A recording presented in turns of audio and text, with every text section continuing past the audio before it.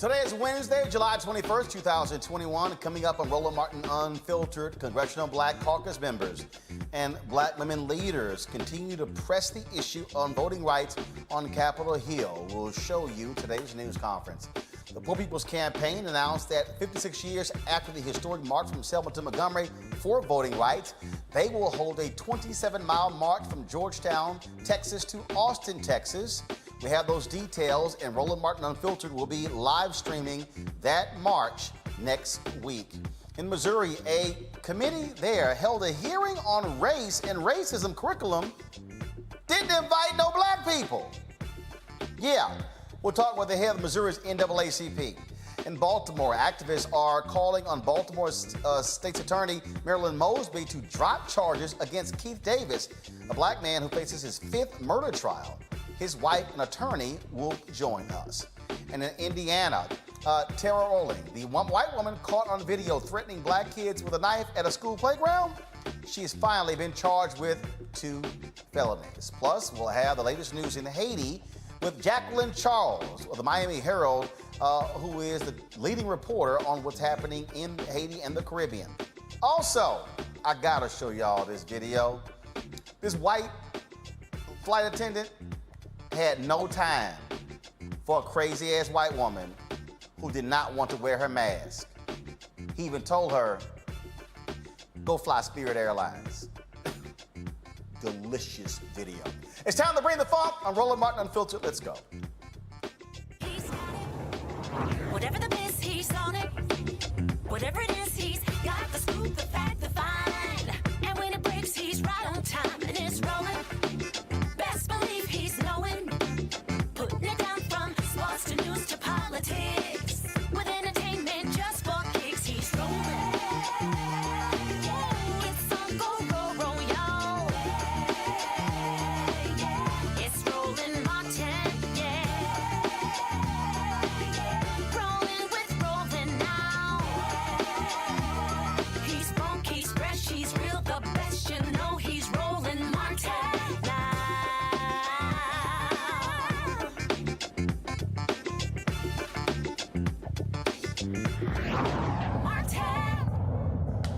Black women leaders are unrelenting in their demands for Congress to do something when it comes to voting rights. They want them to pass the For the People Act as well as the John Lewis Voting Rights Advancement Act. They have had a variety of actions, including last week when Congresswoman Joyce Beatty, chair of the Congressional Black Caucus, was arrested in a protest in the Senate Hart building. Today, those same black women leaders went to Capitol Hill for a joint news conference with the Congressional Black Caucus.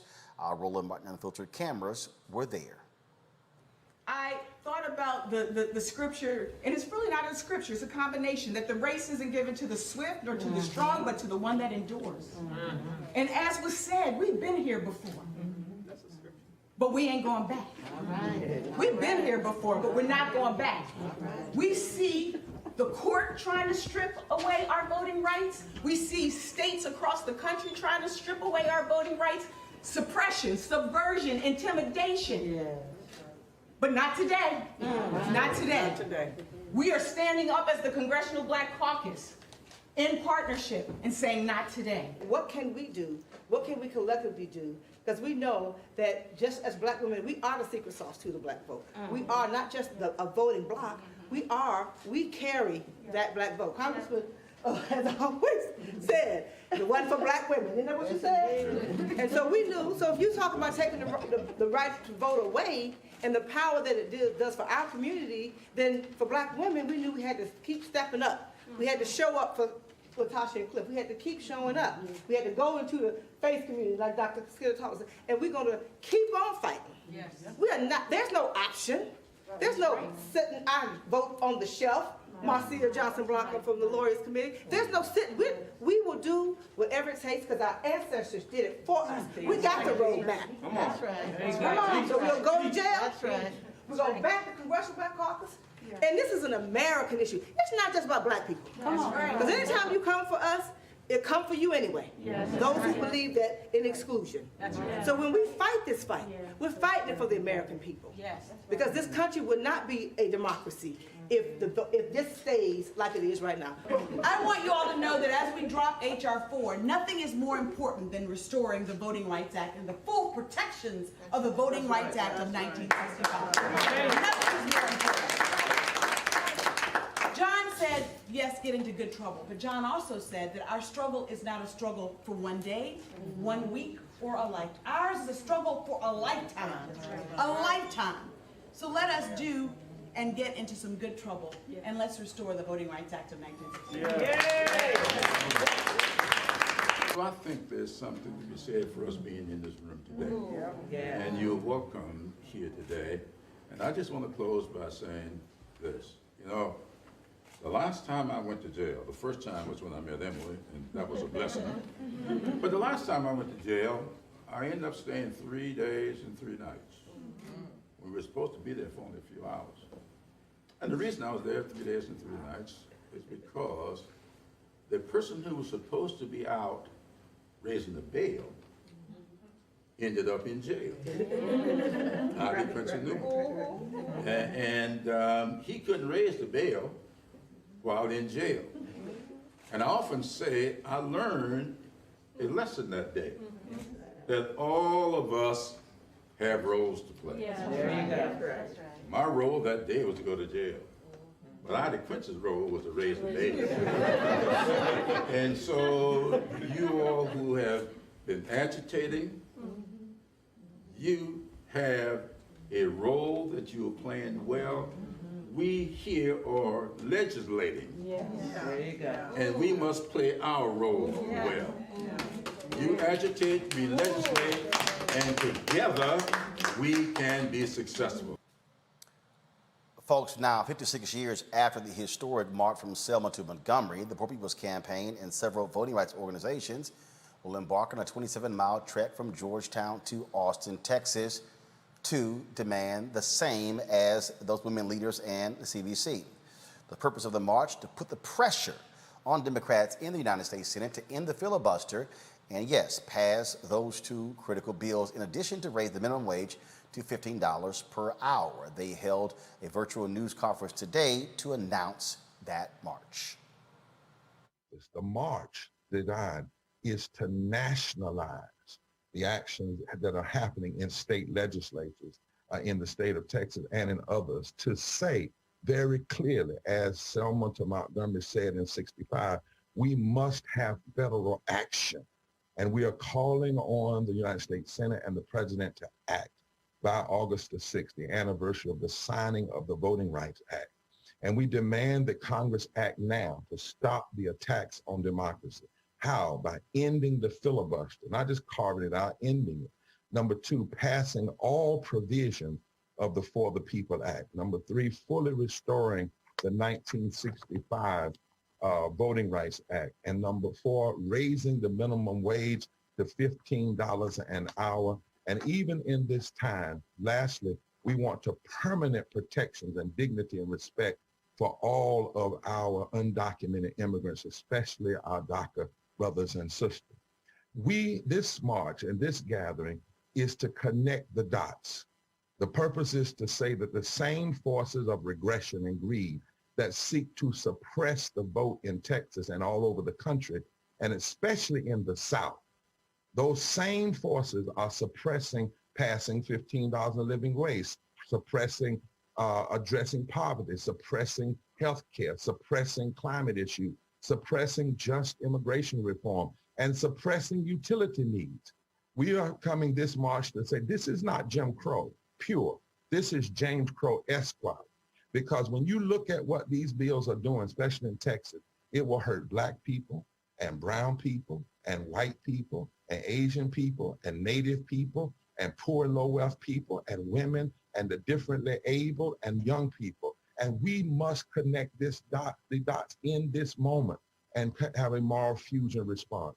Bishop Barber, I'm happy to, and I want to thank you and the Poor People's Campaign for your focus on Texas, because this is the epicenter in the fight for the right to vote. We have the toughest voting and election laws in the country, bar none. It is tougher to vote in Texas than it is in any other state. And as every other speaker has said, That is connected to the fact that our minimum wage in Texas is $7.25 an hour. It's connected to the fact that we are the least insured state in the country. It's connected to the fact that we are on the front lines of climate change. We listened to a speaker who grew up next to the Houston Ship Channel. Those communities are bearing the brunt of our inaction and our excesses and our lack of political participation, especially by those who are impacted the greatest.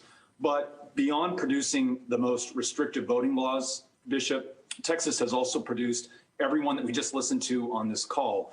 And they're the ones that give me hope, that make me know that we will pass the For the People Act. Texas is produced the state legislators who are in D.C. right now, breaking a quorum to stop suppression at home and providing the moral leverage on the United States Senate and our president, who must do more to ensure that we have voting rights passed this summer. So I just want to thank you for what you're doing and tell you that I proudly stand with you, and I'm looking forward to joining you.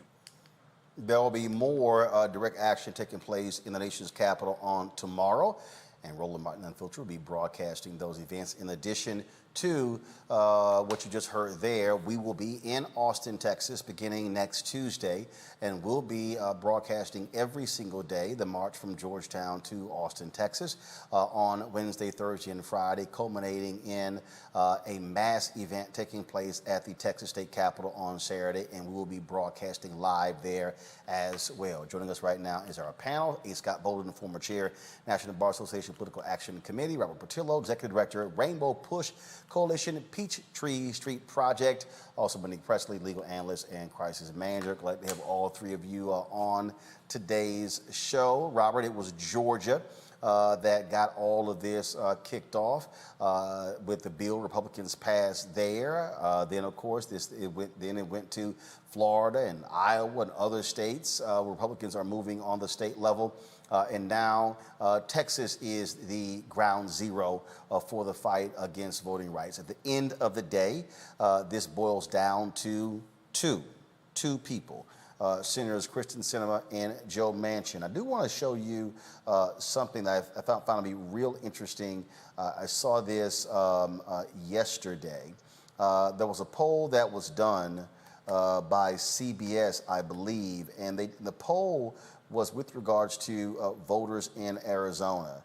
And if you're Senator Kristen Sinema, you might want to pay attention to these polling numbers. I'm looking for the tweet right now. But basically, 66% of folks in Arizona, Democrats in Arizona, say they will not be in support of Kristen Sinema. They will want somebody to run against her for the Democratic primary in 2024 based upon her unwillingness to end the filibuster. I'm gonna find this the actual data point in just a second, but that says a heck of a whole lot. So if you're somebody who keeps saying that you're yelling bipartisanship, and I represent my constituents, you might want to pay careful attention to that poll, because people clearly understand what it means. Actually, here it is right here. Only 22% of Arizona Democratic primary voters said they would support Sinema's re-election in 2024 if she maintains her hardline stance on the filibuster. That, Robert, is why the pressure in the states matters, because Sinema, she hears that. Manchin, he hears from West Virginia. That factors into the equation. You're absolutely correct, Roland. I think that's what we have seen from the Republican side of the aisle is the way that Donald Trump was able to get unanimity within the caucus is by supporting primary challengers and then unseating people. We saw what happened to Jeff Flake. We saw what happened to Corker.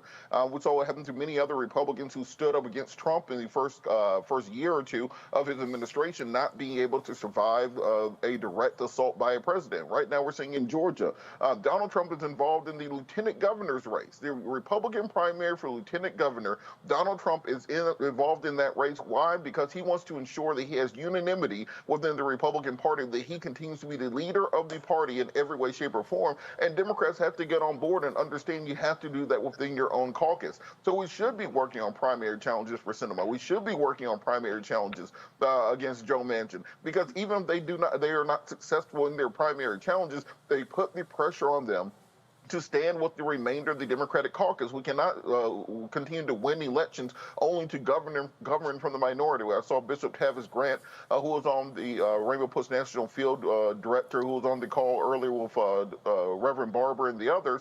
We should not have to march from Texas to Washington, D.C. while in the majority in the Congress and in the Senate and in the White House. We should not have to continue to fight against ourselves while we are in control, because young people get the idea, well, what's the purpose? What was the point of turning out in November 2020? What was the point of turning out in January 2021 that we're still going to be in the same position? So Democrats are going to have to start using the bully pulpit, get those whips together, bring the caucus in line, and start passing meaningful legislation, and stop letting Mitch McConnell still operate as Prime Minister of the United States of America. In this piece, Monique, this is what The Hill wrote. 50% of respondents said they approve of Arizona Senator Mark Kelly's job performance, while just as many said they approve of Biden's.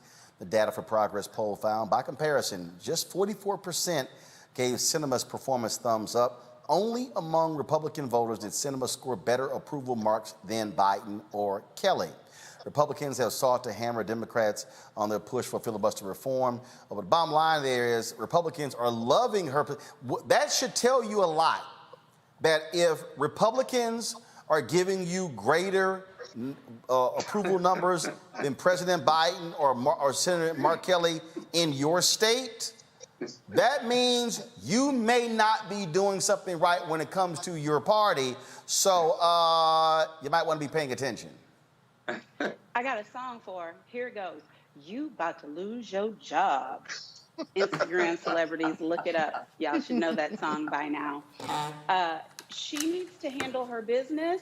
Either she's a Democrat or she's not. What I don't respect about her position is she won't even bother to explain it. You know, she's treating her own constituents and the greater constituency in the United States as if we're all just low morons, and she's on some political, moral, intellectual high ground where she doesn't have to explain herself and just say some gibberish about bipartisanship and keep it moving. No, ma'am. No, ma'am, you are not reading the room. You're not reading the tea leaves. You need to go see somebody, Miss Sophie, somebody in a room somewhere, get your palm read, so you can understand that you are the one putting yourself in jeopardy, because this train is going to keep on moving, and either you're going to be on it or you're going to be under it. It's up to you. And look, didn't y'all miss me? I mean, I did. You give us our pop culture references, so yes. And that song, too. Y'all done? Oh, sorry. It's your show. But we ready today. What's the next question, Roland? It sounds like you missed us. I did. I hated being away and having to actually work hard for the money. But I'm back now, so I'm going to make my presence felt. Good, good. How's your Carry family? on, Roland. Go ahead. Yeah, how's your Everyone's well. family, Thank you, Scott. Monique? How was yours? Good, real good. Erica misses And you, you. Robert? I miss her terribly. You know what? Since y'all want to play family reunion catch up, Vice President Kamala Harris had a conversation with poll workers and election officials. Why don't we just go ahead and play that, and y'all can talk to each other offline. Go. Thank you all for joining us here today, virtually and in person. I've asked that you would join us, and I'm honored to have the White House counsel, Dana Remus, here, to have a very candid and frank discussion about the work, the responsibility, the commitment, and the challenges of what it means to be the people who on the ground are upholding some of the most important tenets of our democracy, which is the work that you do and that your colleagues do every day, especially in election season, but all the days leading up to it, to ensure all Americans have an easy and accessible an available opportunity to exercise their right to vote. So I've asked you all to be here to have that conversation and to also to share with me in this environment, meaning in an environment where you are invited to talk about the challenges so that we can uplift your voices as we work on this issue, which is, I believe, as American as apple pie, the right to defend the American people's right to vote. And I'll tell you, I love voting. And when I have voted in person and walk into, and I voted in an elementary school, the neighborhood elementary school, church, the neighborhood senior center, and walking into the polling site, and there the poll workers greet you with a smile, come on in, and show you where the machines are, and as technology has changed, help you figure out how to use the machine, give you a sticker after. It reminds me of just, what we do to just honor what people do to exercise their civic duty. Those are poll workers, and I think most Americans experience with poll workers. You're the people who make elections happen. And why do poll workers do that work? Well, I know enough to know, and I've talked to enough poll workers, and I've seen the surveys. There are pretty much three basic reasons that poll workers do their work. Because they want to ensure that our elections process goes as it should. Poll workers do their work because they want to serve their community, and because they enjoy being active in their community. And poll workers come in every stripe.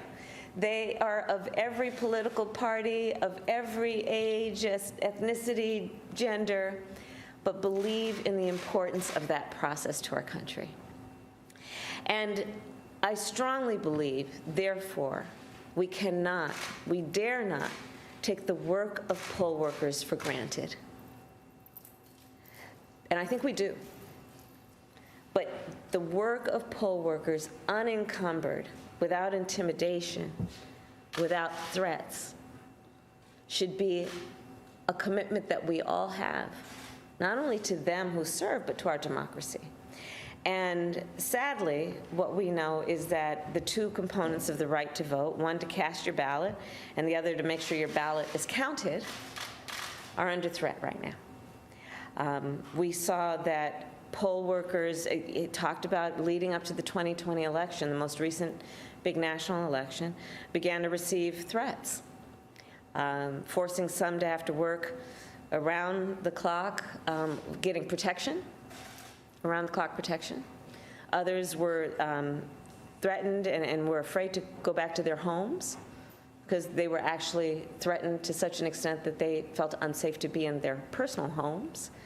And many of these threats came from folks who were, as we turned out, unhappy with the outcome of the election. And however, what we do know, and it is an undisputed fact by those who know and are informed and possess the facts, that the 2020 election was administered under the highest standards, nonpartisan standards. So what we want to do today is have a discussion about how we can ensure, as we go forward, that the American people have a fair, a transparent, accessible opportunity to exercise their voice through their vote. And as it relates to the work of our administration, we are very proud that we are really treating this with one of our highest levels of priority. Anything from what the DOJ is doing over there around a task force to protect election officials and poll workers.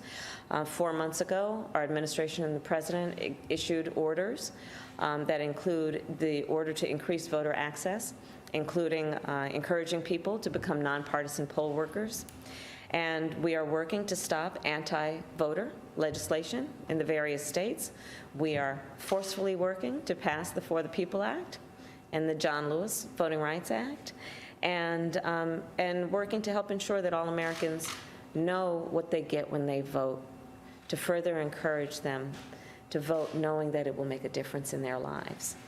So today, I look forward to our conversation. Again, I want to thank each of you. You represent thousands of people who live in all of our communities, regardless of how we voted in the last election or may vote in the next election, who really are the best of civic participants and patriots.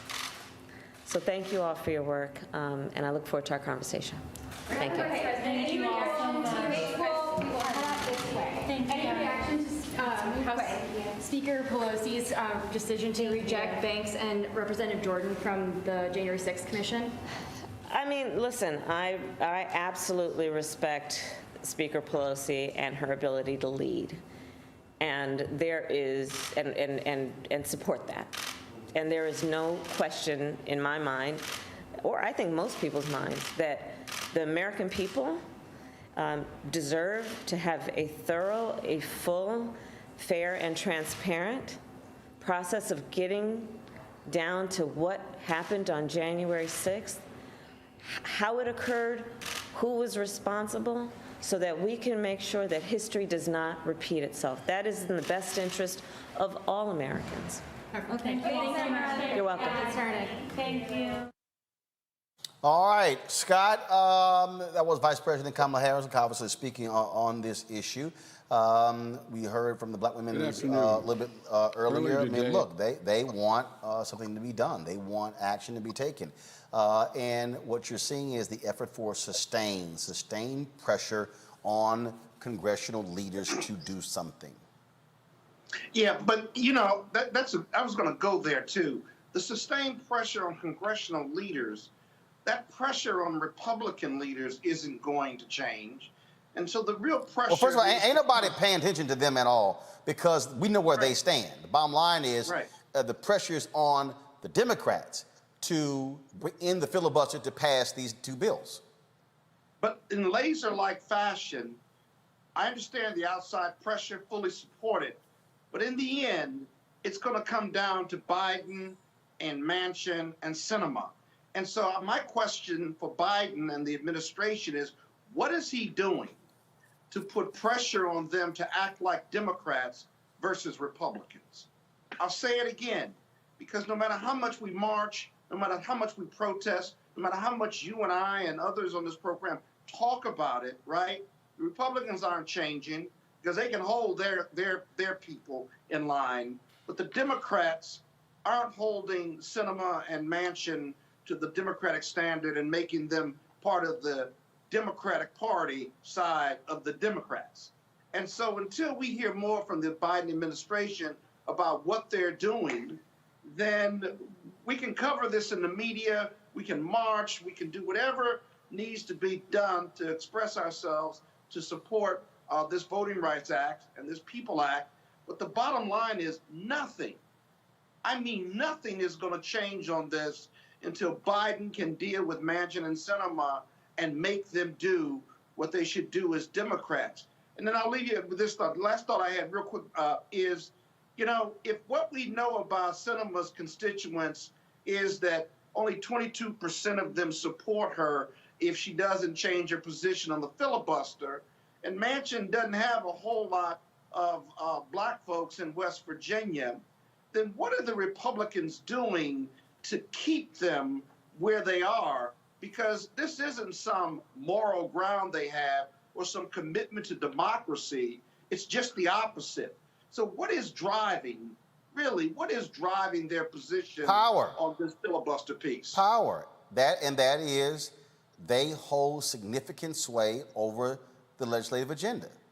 Yeah. That's what it is. I mean, this is not, Robert, this ain't hard. This is what happens when you have a 50-50 tie where one senator can make or break any decision. But that's good for them. That's not good for America. You would agree with that, right? Duh. Well, and Scott, kind of to your point, this is why I think that we have to have our president or vice president speaking more forcefully on the issue. That was a wonderful presentation by Vice President Harris, but we have to start talking in a way that the majority of the American people communicate and understand. One of the benefits that Donald Trump has always had is he communicates on right about a 6th or 7th grade level. so that his voters, his constituents, know exactly what they're talking about going forward. So when he simply says election stolen, voter fraud, we're doing something about it. It's not a 15, 20-minute speech going into the minutia of electoral politics. And I think that you have to speak in that way to get the coalition needed behind you to pass big legislation of this nature. Because what we're seeing right now is the Republicans have been able to successfully shift the entire conversation. So instead of talking about voting rights, instead of talking about many of these important issues, they are able to control the conversation. As long as they are able to control that conversation, it's hard to get anything besides black folks on board behind this. And as we've seen, our white compatriots very often do not care about these issues the way that we do, because they do not directly impact them the same way that we do. So we have to get the language and the talking points down and make sure that the media is correctly reporting them so we can build the type of coalition that's needed to get these big bills passed. It's going to boil down to pressure, and so we're going to continue to cover this. As I said, after today's show, we will restream the Congressional Black Caucus news conference with Black women leaders, as well as we'll restream the Poor People's Campaign news conference announcing next week's march as well. Now let's go to Missouri, where I'm confused. A Missouri Legislative Committee, they held a hearing, y'all, on race and racism curriculum, but they ain't invite no black people. Many white parents, teachers, and scholars testified at the invite-only Joint Committee on Education hearing, most of them criticizing critical race theory. You know, the thing that's not being taught in Missouri schools. Now, the committee leader, GOP Senator Cindy O'Loughlin, says the purpose of the hearing was to highlight voices of parents against critical race theory that claims school officials have ignored their complaints. O'Loughlin also says she invited an associate professor of teaching specializing in black history, but he declined to testify. Ooh, she invited one black person. Now, folks, well, first of all, it's not clear if that professor actually was black. Missouri NAACP President Rod Chappelle joins us right now on Roland Martin Unfiltered. Glad to have you on the show. So, was the hearing about critical race theory? Again, that's not being taught in Missouri schools. It's all a BS lie. But if you're gonna have a conversation on race and curriculum, yeah, you might want to invite some black folks, especially with Missouri's racist history in the United States. That's right. That's right. You couldn't be more right. What we were supposed to be doing was having a hearing where we were at least going to be able to partake in an informational session. That's what they told everybody. You know, as president of the NAACP, I have often and many times, even as a trial lawyer, been in front of these committees trying to offer testimony to enlighten the committee. Here we have a joint committee, and it came out during the committee that these people who were testifying weren't the experts that we were told that they were. That was a justification for not allowing real Missouri citizens to be able to testify of or against critical race theory. Instead, these are people who were hand-selected by the chair of the committee. That's not how these hearings are supposed to go.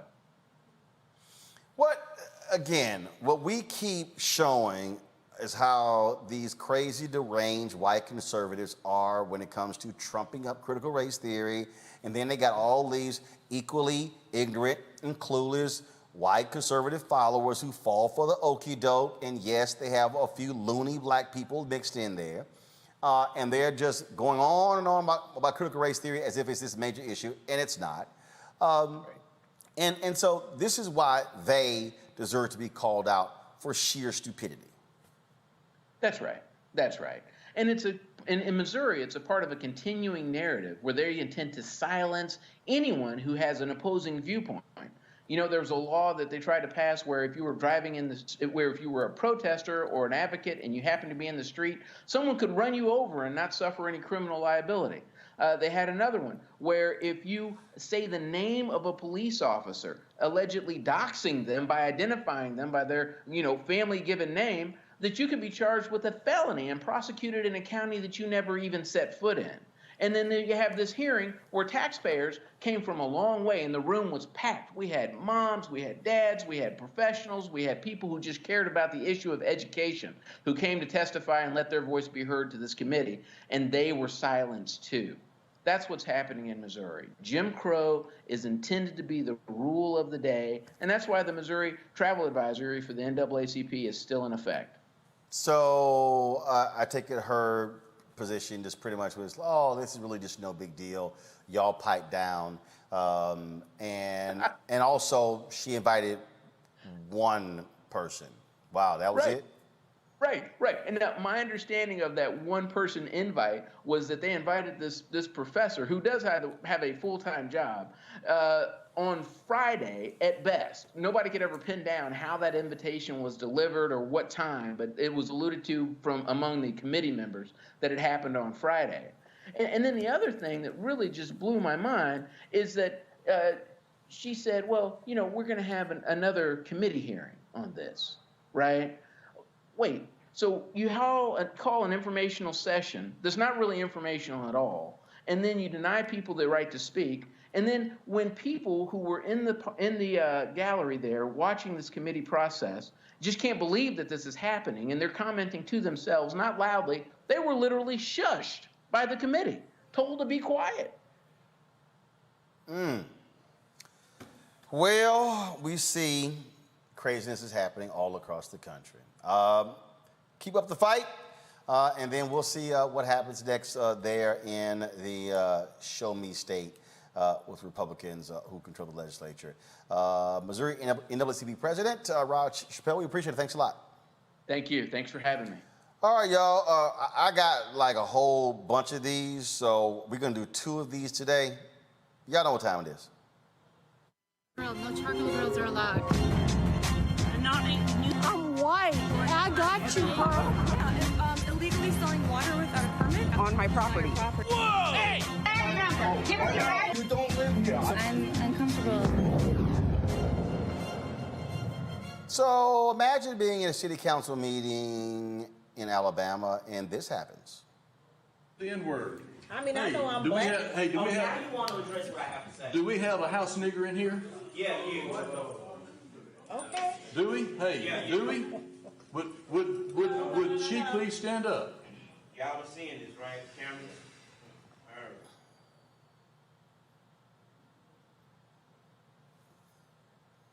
right. Okay, that was a city council meeting. Yeah. Some of y'all may have missed that. Roll it again. The N-word. I mean, I know I'm black. Now you want to address what I have to say. Do we have a house nigger in here? Yeah, you. Okay. Do we? Hey, yeah, do we? Would she please stand up? Y'all are seeing this, right? Cameras. All right. Okay, so this was Tarrant, Alabama City Council member Tommy Bryant asking that question. That's Tommy right there. And he was speaking to Councilwoman, or the direction of Councilwoman Veronica Freeman. Folks there are shocked. Freeman is shocked as well. He later, I'm reading this, this is from Newsweek, I'm reading this. Bryant, let me try to close these ads out so y'all can see. Bryant later defended his use of the term in an interview with WVTM, claiming he was only repeating the words Tarrant City's Black Mayor, Wayman Newton, had previously used in reference to Freeman. According to the councilman, Newton described Freeman using the phrase along with the prefix stupid in an executive session earlier that day. I thought that the city ought to know what sort of terminology the mayor uses, and I didn't want him to get away with it, so that's the reason I used that comment. We need to stop the racial slurs that the mayor makes. He's always picking on Veronica Freeman. The mayor bullies her. The city needs to know what kind of mayor and what kind of vocabulary he has. So now Tommy is defending the black councilwoman. You buying that one, Monique? No. Should I? his quote, "I did what needed to be done," Scott. Well, who made him the parliamentarian and the ability to use the N-word, to be free to use the N-word in a public setting like that? It's interesting, his level of comfortability using it in a public setting and the acceptance of his words and phrases in that public setting. While people were offended, right, no one got up and walked out. No one physically or verbally assaulted him in response. And so you still have parts of this country, especially in the South, where the acceptability of using that N-word and that term just seems to be offensive, yes, but not something you want to take a stand on. It's not a fighting word in some parts of our country. And that's not only sad and disappointing, but it's really racist, right? And that black people who are the subject of that term feel powerless in how to respond to it, whether it's intellectual response or whether it's a physical or a social response. That in a public setting with the American flag there, that they're using this term. And then lastly, what are the repercussions of him using that term? He explains it away in some intellectual fashion as if it was race neutral in using his term, but there's no censure, there's no suspension, there's no expulsion for him using that word. And so essentially, that community is living with the acceptability of that council member until you vote him out. It's sad, but it's true. Robert, Alabama, I'm reading again from Newsweek, Alabama Republican Party Chairman John Wall branded the remarks, quote, completely unacceptable in any setting, but stopped short of calling for Bryant to resign. But here's the other deal. The black mayor he's talking about is a member of the Jefferson County Republican Party. and the white guy who just said it, he says, I ain't stepping down. He says, I might run for mayor.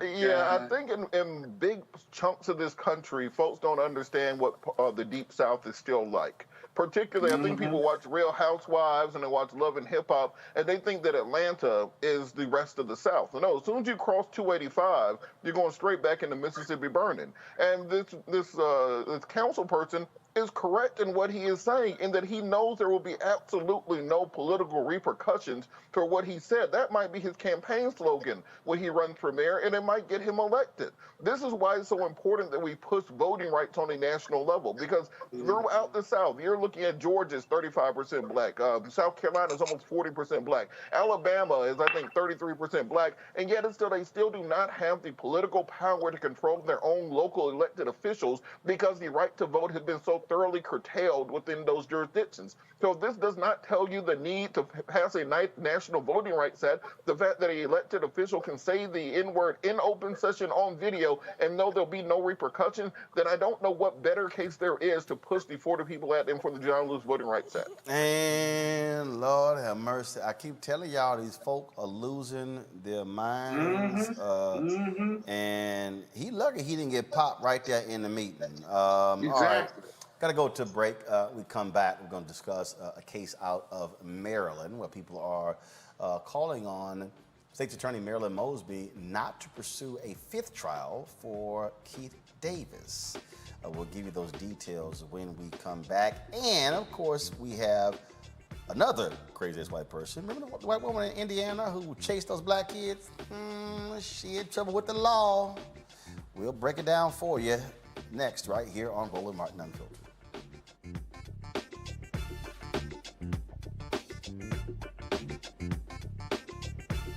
I believe that people our age have lost the ability to focus the discipline on the art of organizing. The challenges, there's so many of them and they're complex, and we need to be moving to address them.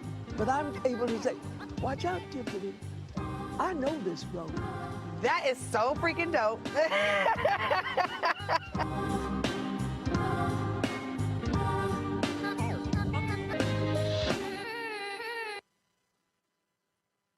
Hello, I'm Nina Turner. My grandmother used to say, all you need in life are 3 bones. The wishbone to keep you dreaming, the jawbone to help you speak truth to power, and the backbone to keep you standing through it all. I'm running for Congress because you deserve a leader who will stand up fearlessly on your behalf. Together, we will deliver Medicare for all, good jobs that pay a living wage, and bold justice reform. I'm Nina Turner, and I approve this message. What would you say to a young person who says, look, I'm trying to change our society, I'm trying to change this world. Man, I ain't got time for this church stuff. I just don't think y'all legit. Oh, man. I would say just because you see an artist in music that you don't like, do you stop listening to hip-hop? No. It's like ridiculous. You see one artist do something that is what their choice was, has nothing to do with the whole industry or the whole art form of hip-hop. You don't throw out hip-hop. So the same way, if you see an artist that you don't like do that, I would ask you, don't do the same thing with the church. Because just because you see one minister, one man or woman do something that you don't agree with, don't use that as an excuse to demonize an institution that could actually help save your life. You know, I am who I am because I was raised in the church. You know, all the things that I'm able to do in the world are directly related to being brought up in a healthy church environment where I learned how to develop my gifts. I learned how to communicate. I learned how to deal with other people. I learned how to lead. All of those things that help me and other people become successful in society, you can learn in the church. So I would say to somebody that's young, I would challenge them. Everything that's in you, if you're trying to get it out, get into a good church, because that church will be a fantastic incubator for all the gifts that are in you. And when you find the right church, you will find that the others that you may have been looking at were the wrong people to look at. In any profession, I don't care what it is, you're always going to find people that you can point out that may not represent that profession to the best of their ability. But when you find those that do, then you begin to see what it really is about. I'm Shantae Moore. Hi, I'm BB Winans. Hey, I'm Donnie Simpson. What's up? I'm Lance Gross, and you're watching Roland Martin Unfiltered.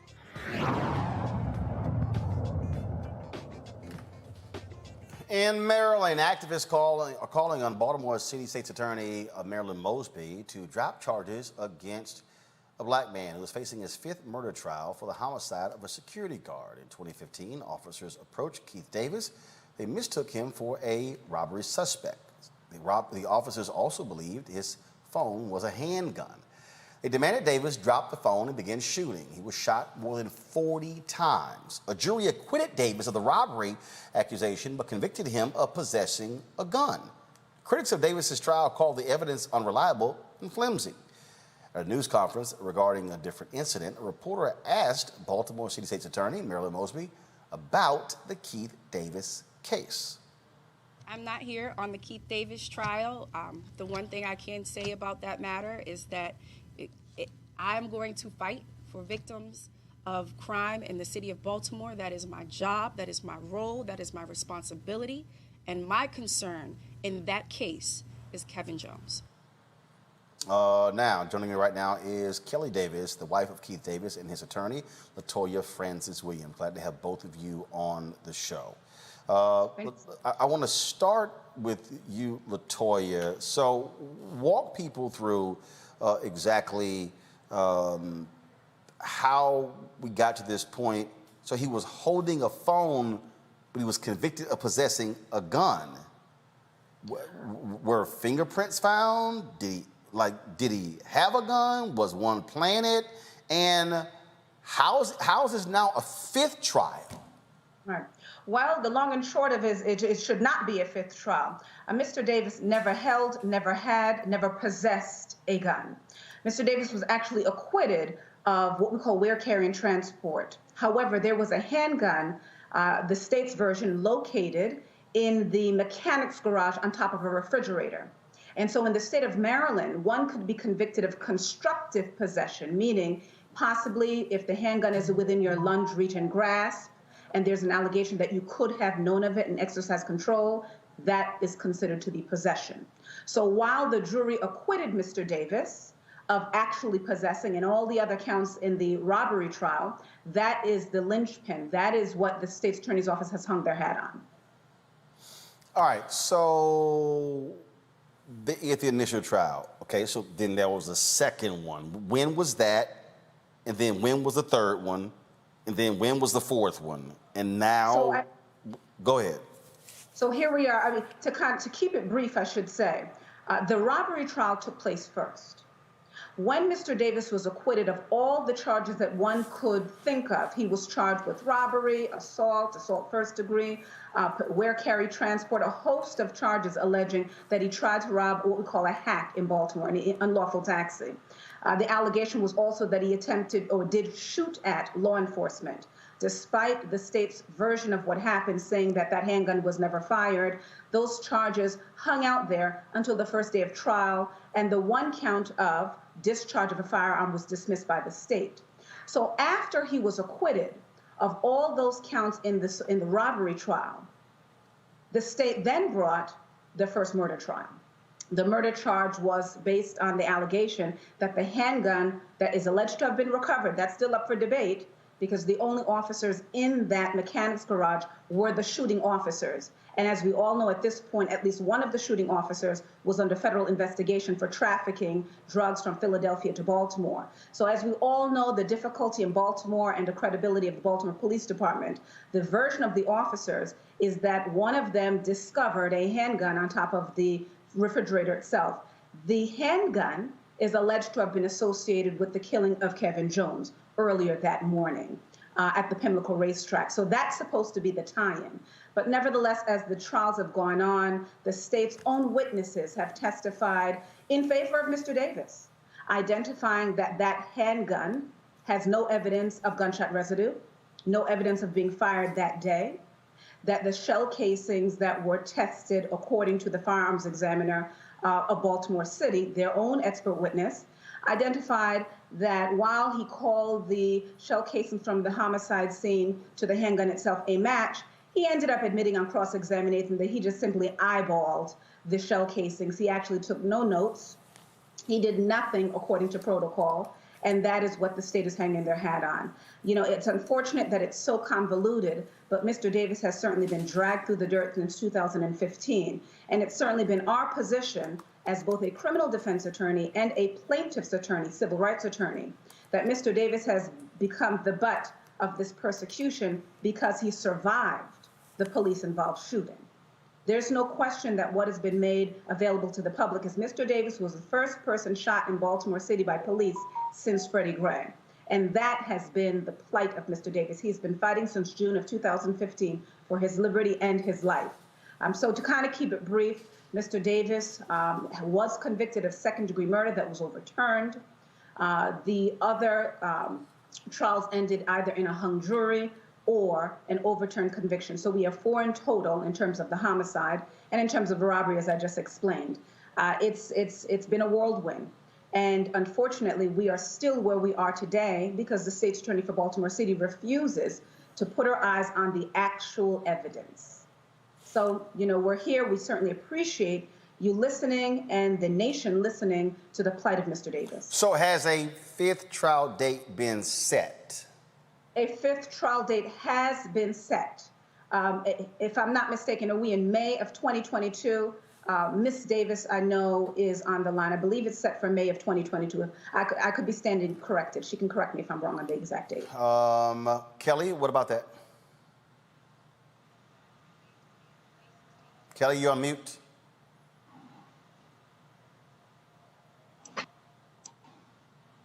I think now we got you. Go ahead. Yes, sir. May 16, 2022 will be his next trial date. So he was shot more than 40 times. How is his health? Is he still impacted by that many bullets? Mr. Yes, Martin, sir. he was shot at. He was shot at 40 times. Kelly, how many times was he hit? He was hit 3 times, once in his arm, his back, and a bullet that went through his face and lodged into his neck. How is he now? He still suffers tremendously. He was a completely healthy 23-year-old when he went in, and now we've had to fight the corrections facility multiple times a year just to get him adequate medical attention. When the bullet went through his face, it severed his sinus cavity, so he now has issues breathing.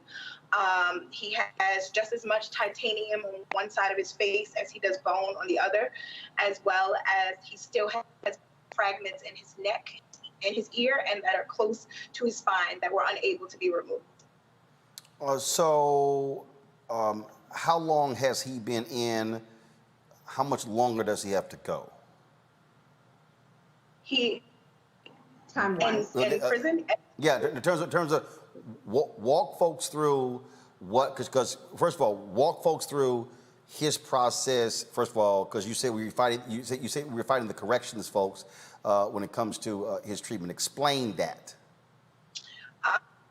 So, of course, when you're in prison, it's inadequate medical care. He's not getting what he's needed. We have to fight in order for him to get medicine, like prednisone, just to be able to breathe. We have to fight for him to be seen by a doctor. When you're in prison, your medical care and your well-being is the least of their worries. So that's what we had to fight. And he's been incarcerated since they shot him. So they shot him on June 7th, 2015. He's been in their custody since. We've had to fight multiple times. He's had a bullet removed out of his neck in 2017. We had to fight to have that removed. He's had breathing issues. He just recently, this past year, I had to rally the public together to call into the correctional facility as I received a call saying that he was on a ventilator and I needed to sign for a procedure. He was on a ventilator. He had to have a blood transfusion. He was bleeding out and they didn't know where. And even still to this day, he still is not receiving the medical care that he needs for that incident as well. I'm trying to understand here, LaToya. So his conviction was overturned in 2019, but he's still in prison? That is correct. It sounds convoluted and crazy because it is.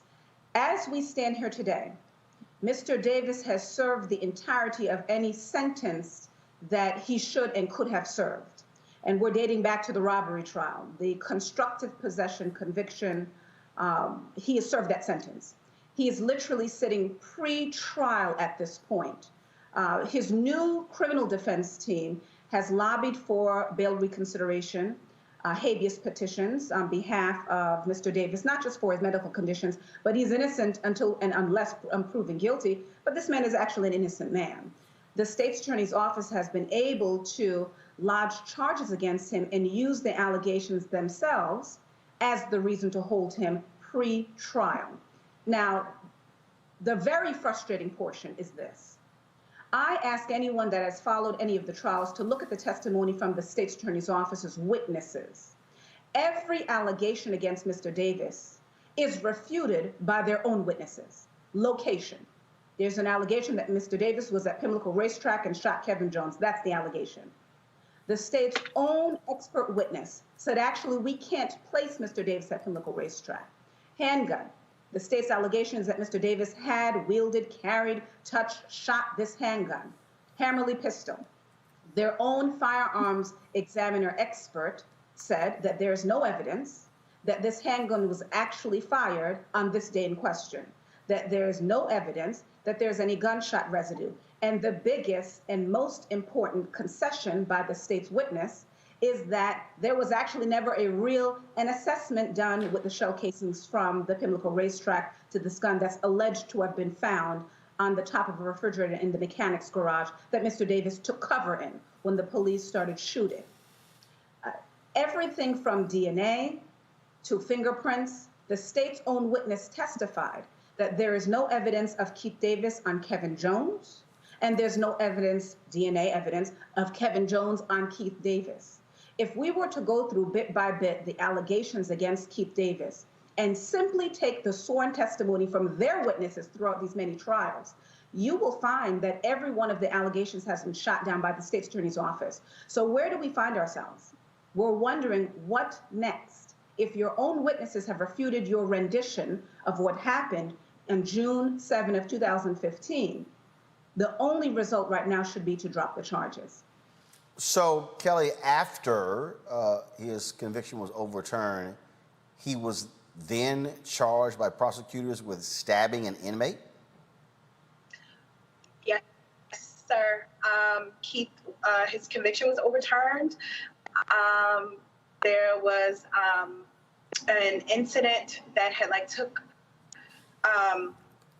involving his case, and myself and my family thought we could breathe a little bit easier because this conviction was overturned, and we left town to go celebrate Memorial Day. And as soon as we got to the hotel, we got a call from his lawyer saying that he was being charged for a fight that happened inside of the prison that was a year old. So it was a case, an incident that happened with him, and the prosecutor's office reviewed that information and decided at that time, the incident, that it was nothing, that it was just an incident that happened in there. And then a year later, Marilyn Mosby and a new prosecutor, Marilyn Mosby's office, has now filed charges for that year-old fight. So that means, LaToya, he's facing a retrial on an event in 2015, Correct. but could be facing a second trial over this attempted murder in prison. And let's be very clear, you are correct in that analysis. The state has decided now, more than a year after the alleged fight took place, and I've got to tread lightly in terms of talking about that. We do believe that there's video evidence that, again, exonerates Mr. Davis. What's troubling is this. The state's attorney's office has made clear the only reason they brought these, quote, attempted murder charges now against Mr. Davis was to ensure that he stays in jail pre-trial. They were nervous that the court would assess the weight of the state's case in the murder trial and let him go home pre-trial. So this was their way to really anchor him down. If this is not malicious prosecution, I don't know what it is. What we do know at this point is that an assistant state's attorney, back when Mr. Davis was attacked last year, analyzed the information last year and decided that it was not worthy of bringing criminal charges against Mr. Davis for whatever reason. Either they didn't believe he was an instigator, either they believed that the evidence didn't support any charges, much less an attempted murder charge. The local reporting at this point on that second case was that there, in fact, was no knife found. And it's my understanding at this point is witnesses have been contacted, and those witnesses find this charge against Mr. Davis laughable, quote unquote laughable. So again, we implore the state's attorney for Baltimore City to do the right thing, not continue this persecution against Mr. Davis, and saddling him with other charges won't wrong these rights. Won't right these wrongs, I should say, excuse me. It doesn't, as we said before, it doesn't change the facts of June of 2015, that Mr. Davis is in fact a victim, not just of government overreach, but Mr. Davis is a victim of police misconduct, and Mr. Davis is a victim of prosecutorial misconduct. Okay, it's a whole lot to unpack there, and we certainly thank both of you, LaToya as well as Kelly, for providing us this perspective. And we've reached out to the office of Marilyn Mosby to get a comment, and we hope to get one beyond that comment that we played just on the show. We appreciate it. Thanks a lot. Thank you so much. All right, folks. Gotta go to a break. We come back, more Roland Martin Unfiltered.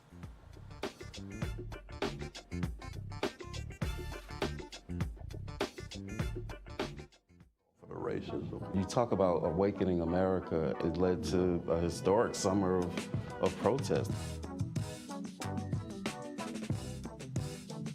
I hope our younger generation don't ever forget that nonviolence is soul force. Right?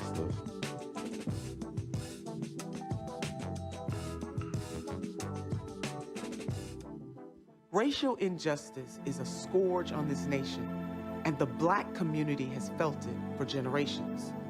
We have an obligation to do something about it. Whether it's canceling student debt, increasing the minimum wage, or investing in Black-owned businesses, the Black community deserves so much better. I'm Nina Turner, and I'm running for Congress to do something about it. For Black Americans, Right. because of slavery, because of the complete destroying of the past, there really is no direct connection to various African countries. Right. But the reality is for Latinos, and even if you use that phrase, first of all, I'm from Texas. So in Texas, Hispanics is used. Other parts of the country, they say, no, call me Latino. Other folks, call me Chicano. And so you also sort of have that going on. But there's a connection with country as well. Right. And so if you're from Mexico, if you're from Colombia, if you're from any other particular country, it's, yeah, I'm here, but I'm also Yes. from there. As Right. opposed to, no. This is my country. This is I'm involved in everything Right. here. I think that's also something that's also at play. It is at play, and it's unfortunate because it happens even when we're not talking about politics. I think that Latinos, the word, it's very divided because we all have this allegiance to this other place that we came from. But I believe that that's not helping us. That's not unifying the country. We need to come together and understand that this is where you're raising your kids. This is where you're paying taxes. This is where you're living. This is your country. This is where it matters. Hello, everyone. It's Kiara Sheard. Hey, I'm Taj. I'm Coco. And I'm Lily. And we're SWV. What's up, y'all? It's Ryan Destiny, and you're watching Roland Martin Unfiltered. Well, in Indiana, the white woman caught on video allegedly threatening Black kids with a knife at a Fort Wayne school playground faces 2 felony charges. 32-year-old Terra Roling is charged with felony intimidation in a case, opened by Allen County prosecutors on Tuesday. You might remember when we rolled this video in May, a cell phone video caught Roling threatening a boy while holding a knife. In the now viral video, she runs toward the boy and other kids that were with him. Roling was at the Weiser Park Elementary School playground with her children. Her 13-year-old son said another child was physically abusing him and another boy. The social media campaign launched calling for her arrest clearly has worked. This was one of those, again, Robert, we keep seeing these stories of folks accosting Black kids. They can't sell no lemonade. They can't ride their bicycles. I mean, we got these vigilantes running around just losing their damn mind. Well, this is what the popular media has been putting out there. We've had the over-criminalization of African Americans in media for the last century and a half, and quite frankly, from the beginning of cinema and media in this country, there's been the over-criminalization of African Americans. Also, there's the sociological concept of age overestimation, where white people generally, when they see an African American child, they don't see them as being an 8-year-old or a 10-year-old. They see a 20-year-old Black man holding a weapon for some reason, just subconsciously, which gives them the justification and the casus belli to be able to attack them in this nature. I think it's important that this woman was charged with felony charges because it's very clearly a felony on video. But I think we have to move to a point in this nation where you do no longer need to have videographic evidence in order for someone to be charged. We can't just depend on every Black boy to walk around with a drone over his head 24 hours a day in case they get accosted in order to be believed. So we have to start working on criminal justice reform where we are truly treated equally within the law. And I think people of this nature need to be brought out. They need to be made a public spectacle of, and they need to be prosecuted to the fullest extent of the law so that these folks can learn you cannot simply attack somebody and claim that their Blackness is the weapon that they were holding to justify your attack. Monique, just like the crazy fool in New Jersey, jumping in a Black man's face, cussing him out, threatening to physically harm him. Now his ass got arrested. And that's what needs to happen. These people who are intimidating, verbally harassing Black folks for just being Black, they need to be prosecuted. They have to be prosecuted, and it's not like send a message because that's not something that we say in law, but discipline is a form of deterrence. So it has to be known that you're not going to be able to just do this with reckless disregard and get away with it. This is not open season.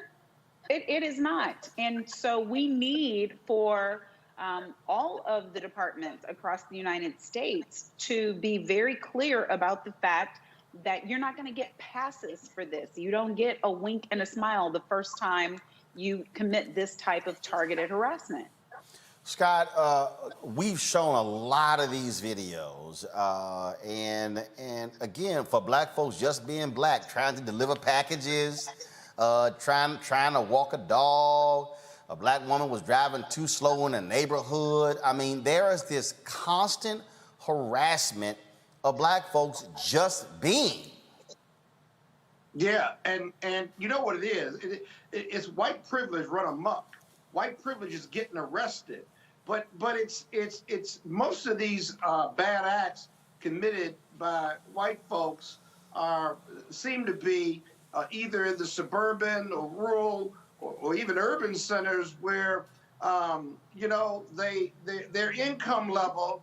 Although you've had medium income people who have jobs who have gotten fired, it's white privilege run amok, and it's white privilege manifesting itself in the worst of ways. That white people believe because this is their country and that they don't see us as human beings, that they take it upon themselves to not only call the police, but to weaponize the police and get us arrested because they know that their whiteness and their phone call to the police, that they will be believed and it will endanger black people.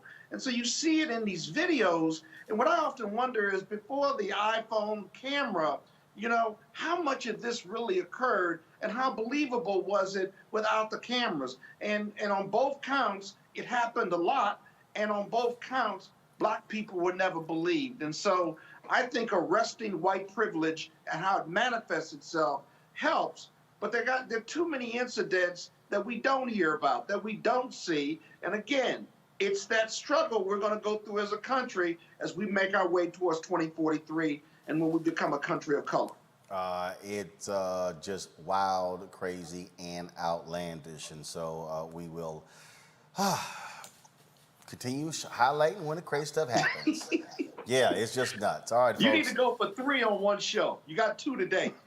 Find 3 I for next show. got a 3rd one. Hell, I got 6. Really? You can do a whole spin-off show. I got so that's 6. just the whole net show. Right. It could be a whole show. Right. That's right. That's right. Crazy ass white people. That's what it's going to be called.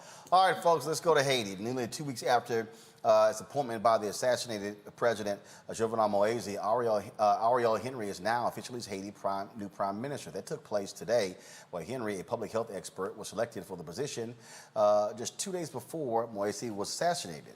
The police chief of Haiti announced 3 additional arrests in Moise's assassination, making a total of 26 arrests, including 18 Colombians and 2 Haitian Americans. Folks, the funeral services for the murdered Haiti president will take place on tomorrow. Joining us right now to talk about what's happening in that country is my homegirl. She is the former NABJ Journalist of the Year, the Caribbean correspondent for the Miami Herald. And anytime something happens with Haiti on the Caribbean, she's the first person who I call, Jacqueline Charles. Jacqueline, what's up? Hi, how are you? Okay, so you're there in Haiti. What the hell is going on? Well, yes, I'm actually in Cape Haitian, where President Jovenel Moise will be laid to rest on Friday. This is the 2nd largest city, is where the Republic was born. It's interesting because it's not always a city that had been associated with President Jovenel Moise. And I visited the area where his family has some land and where his father was buried last year. And, you know, people on the one hand are like very upset, you know, indignant about what happened to him, this assassination in the middle of the night in his private residence, in his bedroom in the hills above Port-au-Prince. But at the same time, they're also saying, well, you know what? He didn't really do anything for me. I wish he had fixed the road, because what's interesting is that they're preparing the road. The road is like rocky, it's gravel, it's not asphalted, and this is the road that dignitaries and members of the government are going to be coming to on Friday to pay their last respects. Overall, we still don't know who paid for this multi-million-dollar hit. I mean, at the Miami Herald, we basically have just been, you know, going after the theories. You know, the Haitian government says there's a company called Worldwide Lending. That's the money trail. They had meetings. That's where the assassination was plotted out. Well, we did our investigation and we found that, at least on paper, this guy, Walter Ventimilla, who's an Ecuadorian immigrant, he doesn't have the kind of money to pull this off. I mean, this guy's like a private equity lender, the person that you go to when you can't get a loan from the bank or you don't want the bank in your business.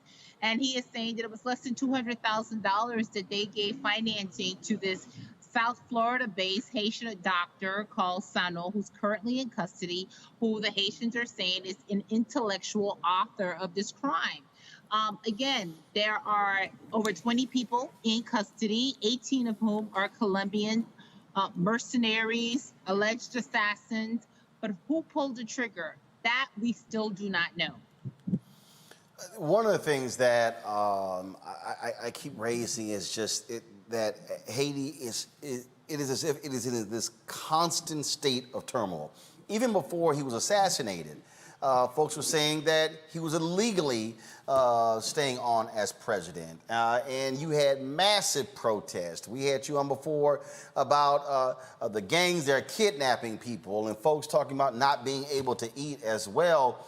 And so from your reporting, I mean, are people in that country saying, can we get a year or two of just peace and the ability to be able to try to rebuild this country?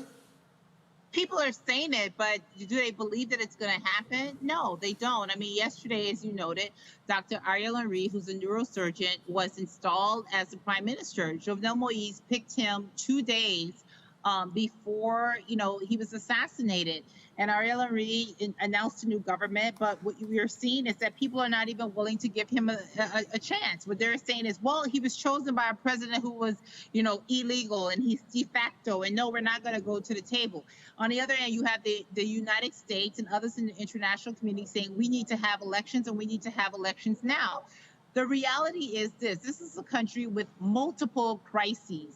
There is armed gangs. There are more than 16,000 Haitians who have been forcefully displaced from their homes in poor working class neighborhoods of Port-au-Prince since June 1st. There are 4 regions of this country that are cut off, meaning you cannot get in your car and try to go to the southern region of this country. This is the same region that was in the strike zone of Hurricane Elsa just 2 weeks ago. So, how is anybody going to campaign in this atmosphere? The State Department has released these statements welcoming this unity government, but on the ground in Haiti, people are saying this is not a unity government. This is continuity. It's more of the same. So the crisis did not go away. Yes, Haitians are, upset that their president has been assassinated. They feel violated. They have gathered around that. But the problems that existed in Haiti prior to Jovenel Moïse's death, they still exist. And the fear is that once he's buried on Friday, that we're going to see a resurgence of the kidnapping, a resurgence of the armed gangs. Can they control the security situation and make this country a little bit more livable? That's what Haitians want, but I have to tell you right now, I don't see it yet. Questions for my panel. I will start first with Scott Bolden. Scott, you have a question for Jacqueline Charles. Hey, Jacqueline. It just seems to be, as Roland said, turmoil after turmoil. But this operation, I'm a former prosecutor, and while we don't have all the answers, it's hard to believe that the president of a country, regardless of its status or its circumstances and challenges, that the U.S. or other countries did not know about this, and that whether they did or didn't, they could, within Haiti and elsewhere, could keep this type of, if it's a ragtag operation, keep it quiet. They didn't know. They didn't know. I mean, I think they didn't know. I think that what people, and even Haitians, fall into this, they expect that the U.S. should know everything that's going on in this country. And I have to tell you, I've been covering this country for like 20 years, and what I often see is that the international community is often behind the 8 ball on things. They're often catching up. They really did not know. I was awakened out of bed at 3:45 in the morning. My phone was ringing and somebody was saying to me, hey, this just happened, the president is dead. And one of the things that was used as a ploy was that this was a quote unquote DEA operation. And I've gone and I'm digging into this, and the DEA has said they had nothing to do with this. And and as we found nothing to, to support that. And, one of the things in this country is the minute you say the Americans, or you have people think that you have all of these contacts in the U.S., people respond in a certain way. I will tell you, as a journalist, I'm Haitian, but I'm a Haitian American journalist. And there are times if I'm going through a police checkpoint, I'm just going to start speaking English, so I don't have to stop and I don't have to deal with it. It's like, okay, go ahead, you can pass. I mean, that is the reality. You flash that U.S. card, but there is a question: how does a president get killed in his home when he has security? I broke a story a few days ago, and none of them got killed. Exactly, none got killed, none got shot. My story 2 days ago challenged the police timeline and the government's timeline. This happened at 1 o'clock. I spoke to sources who basically confirmed that at least at 1:45 a.m. in the morning, President Jovenel Moise was still alive, and he was making phone calls saying, "Come, help me. My life is in danger. Come save me." And yet, people who took off, cops who took off, could not get to his house. They could not save him. Right. And his security force was nowhere around either, as I understand it. Not just the police. We're still trying to figure that out. We've been asking the police how many security officials were on duty that night. Let's not even talk about how many were assigned, but how many were on duty and what happened to them. We're still trying to get the answer to that fundamental question. And if they were not there, who gave the orders for them to abandon the president? The president has there are multiple checkpoints to the president's house, and there are at least three checkpoints, and then there's 3 layers of security. There are presidential guards in the perimeter. There's a CAT team, which is like a SWAT team if the perimeter gets taken out, and then he's got personal bodyguards. My sources have told me that there were at least 7 that were working that day. Where were they? What happened? We still do not know the answer. Yeah. Question for Monique Presley for Jacqueline Charles. Hi, Jacqueline. It's just the thing I've been thinking about as the news has been unfolding is how in any times that weren't as just overall globally heinous as this would be big news. This would be a recurring story, but it is not. What is it that we can do by way of media or messaging or delivery that would assist, or is there just not anything that the global community can do right now?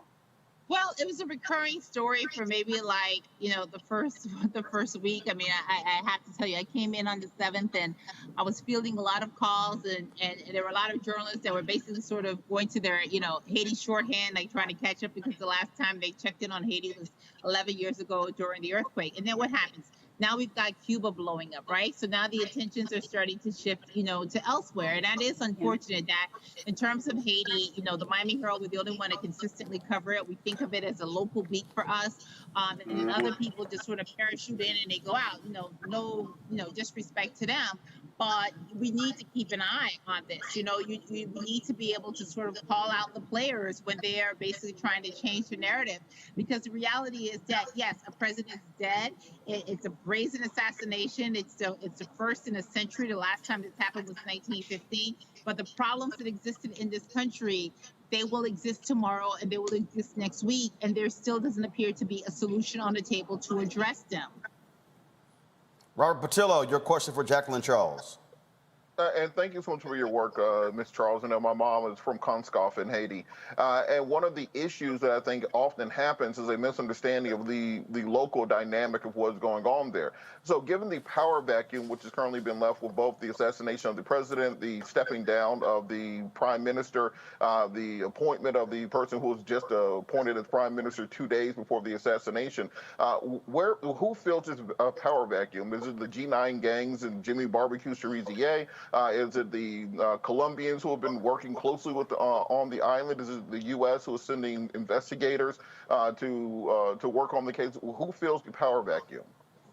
Well, increasingly people have been talking about a Haitian solution, but I have to tell you, honestly, my fellow Haitians have not articulated to me exactly what this Haitian solution is, because they've also showed their own inability to get together and to be on the same page. Today, you have a new prime minister, Ariel Henry, and I think that if Haitians want to move this country forward, they need to sort of well, I can't say what I want to say, but let's just say they need to figure out a way to come to the table and basically say, okay, look, you know what? Okay, you were appointed this, you were appointed that. I think you're de facto. I think you're this, but you know what? We have a country that we have to save. Let's put our personal interests aside. Let's try to cut up a cake that doesn't exist, where there's no crumbs even left. and let's figure out how do we move this country forward. What are the issues? You have the Biden administration that is pushing and saying elections, but they have not yet articulated how elections are going to happen. You have a police force that was not able to save a president. So how are they going to protect candidates that are out campaigning, and how are they going to protect voters to go to vote? Or do we not care? Do we just want to say we're staging a vote and there was a vote, democracy happened, let's move on? I mean, when you look at Haiti's history, you look at the problems and the turmoil, it always goes back to elections. So how do we break this cycle? Well, piggybacking on that question of elections, we had the questions even with the 2016 election of President Jean-Pierre Moïse, where he was not sworn in for a year, and therefore his term should have expired in February of this year. The Biden administration supported him staying on until February of next year because this is a 5-year term. So who would be administering these elections? Would it be the U.S. stepping in kind of heavy-handedly and saying we're having elections, or are we going back to UN peacekeepers? We saw it happen after the earthquake where UN peacekeepers basically raped their way across the entire island for several years. Who would the Haitian people actually trust to administer an election at this point? First of all, we need to be honest that the United States equates democracy with elections, and the Haitian people increasingly do not believe in this version of democracy that is being sold to them. That's number one. Number two, before you can get elections, you need to get buy-in, and you need to get the institutions that have been refusing to send members to sit on the electoral council to agree. That is the biggest challenges that's facing Ariel Henry today. How do you get the Catholic Church, the Protestant Church, members of civil society, human rights group, all of these groups that the U.S. and others viewed as being credible, that said, hey, I'm not sending a representative because I don't believe that elections could be fair, transparent, and credible under this administration. How do you get them to buy in and to play ball? And then once you get that, then you have to look at the election apparatus so that people do feel that there is a fair shot. I mean, in order for elections to happen in Haiti, there's a lot of work to be done. So there's a lot of questions to be asked, and there's a lot of doubt on whether or not elections are going to even be able to take place in 2 weeks and 2 months. Jacqueline, you talked about folks not being on the same page. When I think about how powerful these Cuban Americans are in terms of how they impact U.S. policy, I got to ask the question, do you have Haitian American consensus? Do you have Haitian American organizations or a major organization that is speaking truthfully that can actually? Roland, we've got Gregory Meeks. You've got the chair of the Foreign Relations Committee out of New York that has been, one of the most vocal proponents in terms of what's happening in Haiti. No. Here's what I mean. No. He's an elected official. I mean, do you, for our listeners and viewers, is there a major Haitian American organization that? Yes, you have this, but what ends up happening is that. Hold on. Before you go there, first of all, for the audience, what is that organization? What's their name? Well, listen, you okay. I mean, I think. Let me just back up. Hold, Jacqueline. No. Here's why I'm doing this here. Here's why I'm doing it. Because a lot of people who are listening, watching right now, have no clue whatsoever. So I just want to be able to give them, say, here are actual organizations that exist. You can go look them up if you want more information. And so that's why I'm asking. Go ahead. Okay, well, I'm just off the top of my head, I'm just thinking in terms of Miami. I think of somebody like a Marilyn Bastien, who is, she was like, she changed her name from FAMN, but they've been proponents in terms of the immigration TPS issue, but she's been speaking out about this issue. I mean, here's the deal. Haitian American organizations this year were able to get the Biden administration to not just give temporary protected status, which is immigration status, to allow Haitians to live and work legally in the United States temporarily, which really is a recognition that your country is not safe for you to return, but they got them to do a redesignation to allow new people to come into the pool. The reality, though, is that you've had Haitian organizations that have basically been talking to the administration, not just the Biden administration. They did it under Obama. They did it under Trump, and basically saying, listen, this country is in trouble. This country is on fire. There's chaos. but it doesn't get listened to. You know, yes, the Cuban American lobby is a very powerful lobby. We had wet foot, dry foot. Let's go back to that, where the U.S. policy was that if you were Cuban American and you ended up in the United States and you touched ground, you got to stay, and in 1 year, 1 day, you basically got a green card. But if you were Haitian and you ended up touching ground, it did not matter. You got turned back and sent back to Haiti. You know, I think that right there says to you in terms of the U.S. policy and the difference between Haitian refugees and Cuban refugees. Yes, the Haitian American, community is not always speaking with, is always speaking with one voice, but I think that's just a cop out that people continue to use and use it as an excuse to say, oh, you guys just need to get together and you just need to do this, because you do have groups that do get together. They write letters. I have a letter that is signed by 146 organizations, and we've had powerful supporters like the Catholic Church. You've had members of Congress that have been speaking out, but the reality is that it's just been ignored. Haiti is always react. It's always been a place where people react when there's a crisis, and you hear talk of Haiti fatigue that is happening, whether it's in the international community or whether it's in the U.S. administration. And I think that the reality is that Haiti is 2 hours away from the United States, and Haiti policy should not be based on how many Haitians end up in the Florida Straits on the shores of Miami, Florida. It should be about, what do you do and what kind of policies can the United States and others in the international community promote to allow Haitians to want to remain in their country and to fight to remain in their country? Jacqueline Charles, Caribbean correspondent for the Miami Herald. See, that's why I called you. We've been trying to get you on, but you've been working. So everybody understand, y'all, don't act like we've been trying to get Jacqueline literally since the day after the Haitian president was assassinated, but she has been working like crazy there on the ground. And so we certainly appreciate you breaking down for us. Hit me up. Let me know what's going on. So if some stuff changes, we'll have you back on to break this thing down for our viewers and listeners. Thank you. And listen, send me a WhatsApp because I've been in a technology meltdown. My iPhone melted the day that I got here. Lord have mercy. All right, I'll hit you on WhatsApp. Same number or just on WhatsApp? Same number. I got you. I'm more than happy to help you out. All right, Jacqueline, I appreciate it. Thanks a lot. So, Okay, folks, y'all be sure to go to MiamiHerald.com and just type in her name if you want to see her reporting on what's happening in Haiti. It's really important, which is also why you really need to support this show. Trust me, you're not going to get that deep dive of what's happening in Haiti on other shows out there, including on a lot of this black-targeted media, not black-owned, black-targeted. So please support us in what we do here. You can support us via our Bring the Funk fan club. Let me give a shout out to Sean Sanders as well as Brian Hall for contributing during the show. Thank you so very much. Anybody, if you give during the show, you're going to get a shout out from me. Cash App with $RM Unfiltered. PayPal.me/R Martin Unfiltered.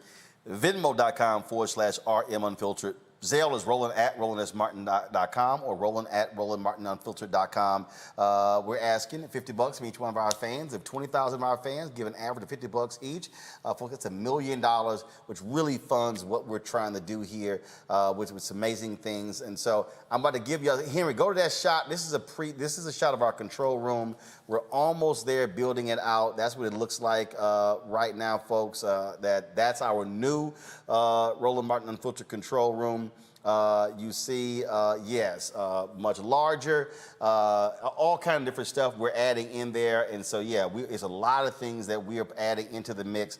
I cannot wait till y'all see the whole studio. Here is that wide shot available of the set. So y'all can just if you can, to take that shot too. So I'm just gonna okay, it's not? All right, cool. We'll show y'all another day. So can't wait to show it to y'all. All right, let's talk about what happened on Capitol Hill today. Speaker Nancy Pelosi, by the way, who is almost a year since we've been asking for her to come on Roland Martin Unfiltered. Hey, Pelosi, your staff, y'all, it don't take a year for you to find 10 minutes to come on the show. Not when Schumer's done it 5 times in a year, okay? So Nancy Pelosi has rejected Kevin McCarthy's appointments of 2 Republicans to the special committee to investigate what happened on January 6th. He says she's broken the House. How dare she? Well, Liz Cheney, Republican who used to be in the Republican leadership until they booted her out, well, let's just say she was like, Kevin McCarthy, you're trash. Listen to this. I want to take a minute to talk about the appointments to the January 6th Select Committee. The rhetoric that we have heard from the minority leader is disingenuous. The attack on this building on January 6th was the worst attack on this Capitol since 1814. It was an attack on our Constitution. We supported what would have been the very best option, which was a bipartisan independent commission. The minority leader opposed that. He lobbied against it in the Senate, and the Senate blocked it.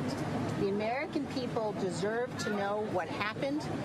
People who did this must be held accountable. There must be an investigation that is nonpartisan, that is sober, that is serious, that gets to the facts wherever they may lead. And at every opportunity, the minority leader has attempted to prevent the American people from understanding what happened, to block this investigation. Today, the Speaker objected to 2 Republican members.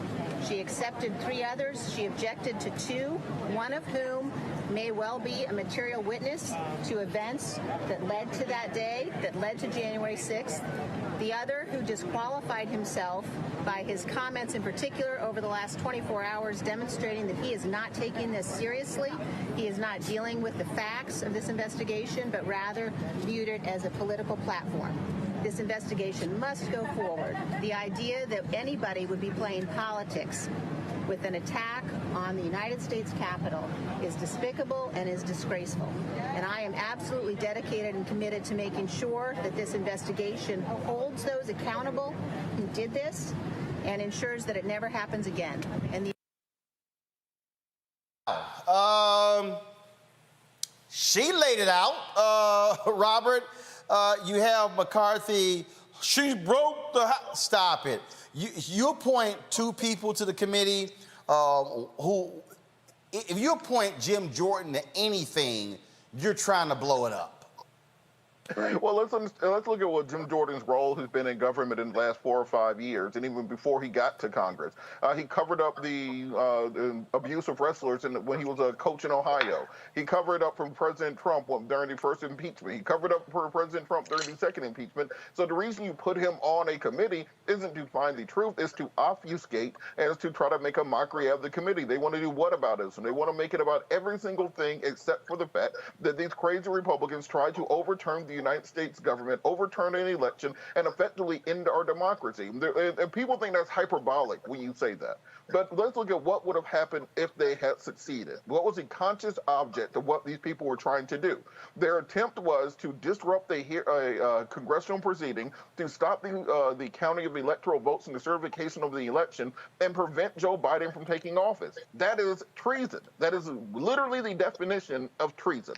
So when they try to say these were just tourists, these were people walking around, it was just a normal event. Well, let's look in history. The Beerhau Putsch in Germany in 1933. Hitler attempted the exact same thing. They put him in jail, but it led to the rise of Nazism about 5 years later. Mussolini in Italy, they literally just walked into they stormed the legislature, stormed the prime minister's residence, and they just put Mussolini in charge of the country. That's what happens when people storm capitals like this. 1799 in France, Le coup d'état de 18 premiers au Château de Saint-Cloud in 1799. Napoleon locked the entirety of the legislature inside of a building and then put his brother in charge. They dissolved the First French Republic and established the Directory, dissolved the consulate, making him the Directory, making him the first consulate. He then had a coup against Abbé de Saïs, making him the Emperor of France. There was literally a coup inside of a coup. So anytime we've seen this happen in history, it has never turned out well. So the idea of trying to torpedo this and try to have subterfuge means that they do not want to have a real hearing. You took great delight in Robert's history lesson. I couldn't repeat some of them words. You sounded good, brother, and there was depth in something. You lost me with that French shit. You sounded good. At the point that he said the Le Coup d'etat, I said, oh, that's right, the Le he's Coup on one today. I'm so glad I know all these smart people. My God, he went trilingual on us. Go ahead, Robert. Go ahead. We done with this topic. I dare somebody else to say something. Too. Say it again. Well, I think the entire point. Oui. The entire point is. Oui. The entire point is that when you have people who are out of power launching their crazy people to disrupt elections, it never turns out well. Because what happened after 1799, you had about 20 years of war with Napoleon as the Emperor of France. What happened after Mussolini? What happened after Hitler? So we can either solve this the diplomatic and the investigatorial way, we can arrest these people, lock them up for some time, or we can pretend it never happened, and then when Trump loses again in 2024, y'all gonna be right at my house, loading up magazines and stuff, because these folks gonna get even crazier the next time. Uh-oh, here we go. We'll have an 11 millimeter by then, won't we? No, look, Scott, we moved on from that. We're at 6'5" Creedmoor now, just built it this weekend. Yeah, I'll show it to you one day. All right now. But you know, Roland, let me say this. Jim Jordan may be a material witness to this hearing, and I got to tell you. That's right, Scott. Yeah. That's right. Yeah, he's a material witness, so he can't serve on the committee. Damn, Monique, you sound like Scott's hype man. It's like we're at a rap concert. Say it! Scott, go ahead. He's a material witness, so he can't serve. But I got to tell you, if the committee does its work, and by the way, you don't want him on the committee being disruptive and undermining the goals and objectives of this very important committee. Let's not forget why we had this committee, because you couldn't have a bipartisan commission because the Republicans didn't want it. But I got to tell you, the real challenge here for Pelosi and others is uncovering what really happened and what Republican elected officials that they work with, that they serve with, were part of this, whether they knew it or didn't know it, whether they were enablers, empowers, whether they were fist-raising and enabled these people, whether it was a conspiracy, public, private, or hidden. And that's really is what's going to come out of this committee work if they do their work. You cannot have Republicans who are material witnesses or those who do not want the truth to come out because they want to preserve power, they want Trump to reign, and they want to continue to feed this negative, unpatriotic narrative to their constituents in the name of patriotism, if you will. And so that denial has no place on this committee. And so it's not so much who gets on the committee. You know what it is? It's how this work plays out and how cooperative they can work together in getting to the truth. That's going to be an ongoing challenge for Pelosi and the chair of this commission. I agree with my Haitian French brother. I agree with my distinguished legal colleague. There is also another reason why, obviously, Speaker Pelosi did not want him on here. Nobody wants all that non-blazer wearing, sweaty shirt having, rolled up sleeves with all that hollering. Nobody's trying, not with this important committee. Do that when your people put you on there to obfuscate and make a fool out of yourself and act like a low moron. Don't come with all that here. We don't need to see you sweating like that. We're not trying to be yelled at like that. And then you have no decorum. You don't wear a blazer. I mean, these are the things that matter so that we can have some good TV out of this, even if they can't save anything with the January 6th Inquisition. So obviously, there were multiple reasons, Scott's reasons, Robert's reasons, and mine, the enlightened ones, about why he couldn't be on. It wasn't his turn. And look, did she say that? Look, there's an easy way to take care of this, quite frankly. If Nancy Pelosi just says that all your Republicans have to be drug tested before the hearing, they will draw their own name. You guys are fine. They be coming up zeros. They be coming up Couldn't zeros. get nobody on there. Oh gosh. I bet you marijuana would be legal federally real quick right then. Oh no, they're going straight to crack. Jim Jordan's on a whole nother level. We can't help with everything. Yeah, that boy be intense. Well, no, you're going to have to have some large gravitas. pores. He has large pores. Oh, stop it. But you're right about one thing.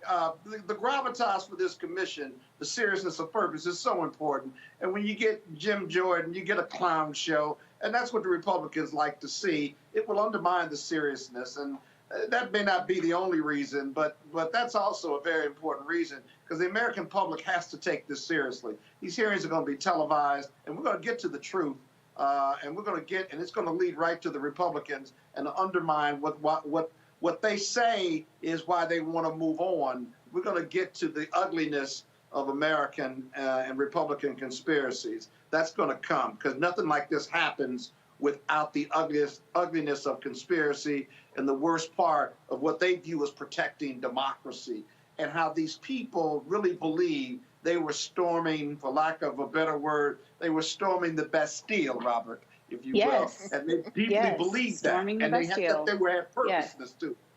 That's not an accident. They were fed that, and they were trained in that regard, and they came with weapons and prepared to alter. And by the way, to alter the outcome of the proceeding. And by the way, it's against federal law too, by the way, not just against the Constitution. Yes. Trying to interrupt that proceeding to stop someone or stop the business of Congress is a federal offense. Let's not forget that, whether they were charged or not. Just think about how gullible you have to be as a human being to think that the president who just lost his first election by 3 million votes and just let 500,000 people die on his watch, and then lost by 7 million votes, you can't get it through your head, the idea that he lost, and you think that it's actually been stolen from him. These people deep down legitimately believed that their whole election had been stolen from them, and that this is the only thing they could do to save their nation, despite 500,000 people being in the ground. This is a whole new type of politics we're dealing with, and people who are we'll say unreasonable at best. It's a cult. It's a political cult, right? And these people travel around the world to hear Trump. Trump says the same thing over and over again. And I got to tell you, it is a cult-like following where this is the Guyana tragedy. This is Jim Jones. Exactly. They just drink the Kool-Aid. But the other thing that Roland says is that you can't talk logic or intellectual capacity here. These are just, you tell me what, they feed them this line, and then that's it. Facts don't matter. Law doesn't matter. That's what Trump told me. That's what Jim Jordan told me, and I'm going with it blindly. And it's the more ignorance. It's not dumb. It's just the ignorance of those parts of America, and the suffering that they're in. Remember, many of them voted for Obama, but now it's gotten worse in the sense that their life themselves, whether it's economically, socially, racially, what have you, is in such despair because their life doesn't match up with the white privilege and the white privilege messaging that the Republicans have fed them. And so they're frustrated economically and financially, and then they're left with the hold on to anything. QAnon, the Republican Party, McCarthy, Trump, all of these things that make them feel better about their white privilege and better about their whiteness, even to the detriment of our democracy, our Constitution, and what we know is righteous and true, and really represents the worst of America, even though what they're being fed in the directive, it talks about patriotism, when it's really just politics and power and racism. Well, Scott, you reminded me. I met a guy this weekend up in Dalton, Georgia. His name was Henry. He was a self-described toothless redneck. He came over, shook my hand, and wanted to introduce himself as a toothless redneck. That's what he said. He had one bad eye, and so I was explaining to him that the new infrastructure bill. You had one bad eye. Yeah, look, he has one bad eye. So I was explaining to him that the new infrastructure bill included dental and vision care being added in on the federal level to Medicare. So Democrats are trying to help him to have teeth and be able to see. He said that this was cultural Marxism and that this was the liberals trying to take over America. So if you have people... Don't give me nothing. Don't give me nothing. They will put their political party above being able to chew and see. That means you can't negotiate with them anymore. That means we're too far. We've gone too far now, and we're going to have to find ways to have a political apparatus around those folks. Yeah, y'all have gone too damn far with this meaningless ass conversation. So you absolutely right. Y'all know what time it is.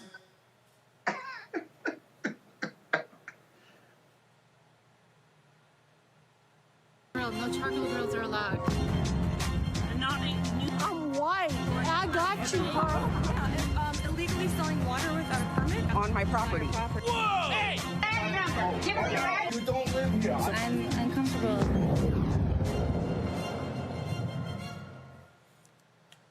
All right, so very rarely will we have a white person checking a white person in our Crazy Ass White People segment. But I think that this airline worker clearly embodies why this segment was created. This video was shared last night. It is probably one of the best 1-minute moments you will ever have in your life.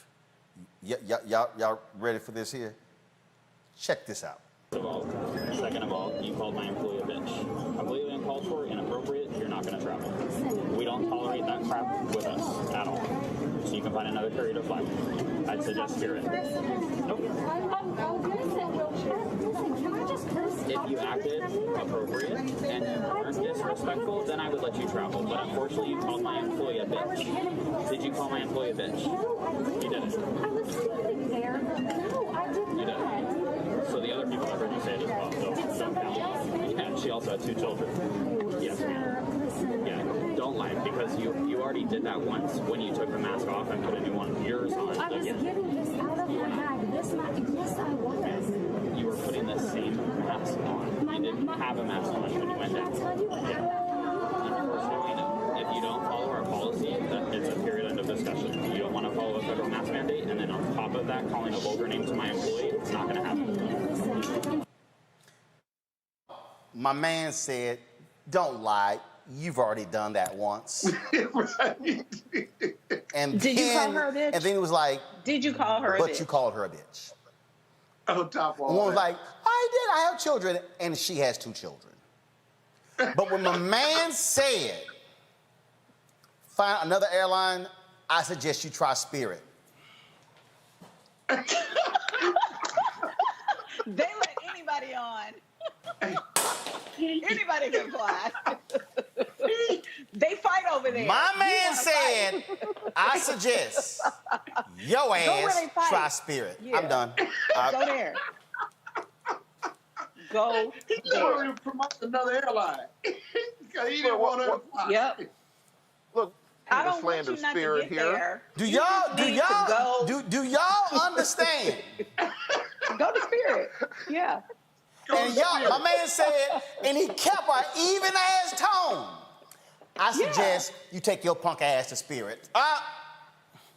No, that was the read of all reads. That was the, and I will call the marshals, but I'm gonna tell you about yourself before I call the marshals. And you don't. It's not that I don't want you to go. Just go on an airline that suits your particular crazy proclivities and predilections. You want to fight. So Listen, go where they fight. he was matter of fact about it. He wasn't emotional. He was just matter of fact about it. And he was just reading her in a very even tone. I just don't understand why we got to stand. And she took that. I hate it because I guess it's not just white women. I just don't happen to know any black women who do it. She took that, hi, I didn't. I didn't mean, it was a misunderstanding. In the tears, and I have children. And he's like, did you call her a bitch? Children too. You called she her has a children. bitch.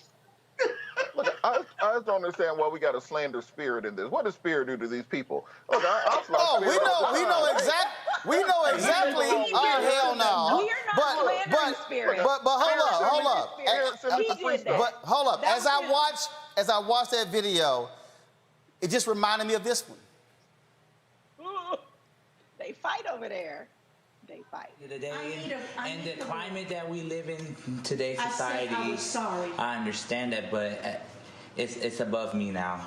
I need a room tonight. Well, there's the Best Western next door. No, please, let me hear. My daughter's here. I'm sorry, but I mean, I was on the phone when you said it. I said I'm sorry. Please, I've had a horrible day And I today. had a horrible time when hearing that. He won't let me in. It's above me. She called me a Sir, my grandma just died. I understand that, but it's above me. Please let me. It's above me. Sorry. I got my The credit best card. restaurant is next door. Sir, the rest of our family I is understand here. that, but it's above me. Please, I She apologize. said what she sir. said. I understand that. I understand. She's very.